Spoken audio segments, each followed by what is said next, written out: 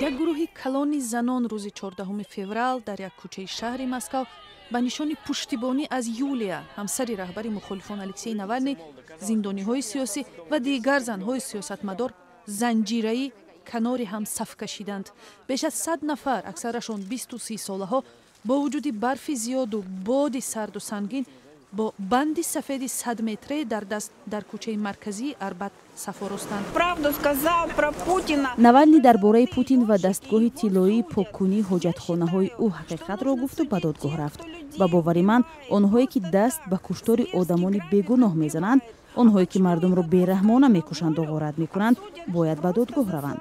чаро онҳоро мемонанд ки озод бошанд ва донишҷӯёнро барои ҳарфу бознашри гузоришҳо ва ё ҳарфи нодуруст таъқиб мекунанд. бо вуҷуди таҳдидҳо аз боздошту ҳабси эътирозгарон, рӯзи якшанбе дар саросари Русия тарафдорони Навалний дар маросими шамъафрӯзӣ иштирок карданд. замоне ки ҷамъомади тарафдорони Навалний сурат мегирифт, гурӯҳе аз тарафдорони ҳукумат талош намуданд ба ин ҷамъомад халал расонанд ва ин занҳоро аз ширкат дар намоиш тарсонанд, вале ҷамъомади тарафдорони Навалний то охир ба таври осоишта давом кард. мо набояд тарс дошта бошем. мо бояд ҳадди ақал кӯшиш кунем ки ба муқобили хушунат баланд шавем.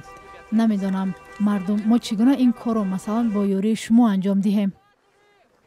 ҷонибдорони Навалний гуфтанд то баҳори соли ҷорӣ дигар раҳпаймоиҳои эътирозӣ барпо намекунанд. ин тасмим баъди он гирифта шуд ки полис дар ҳафтаҳои гузашта ҳазорҳо нафарро боздошт карда раҳбарони мухолифонро ҳабсу зиндонӣ карданд. тибқи гузоришҳо Юлия Навалная ҳафтаи гузашта ба Олмон парвоз кард.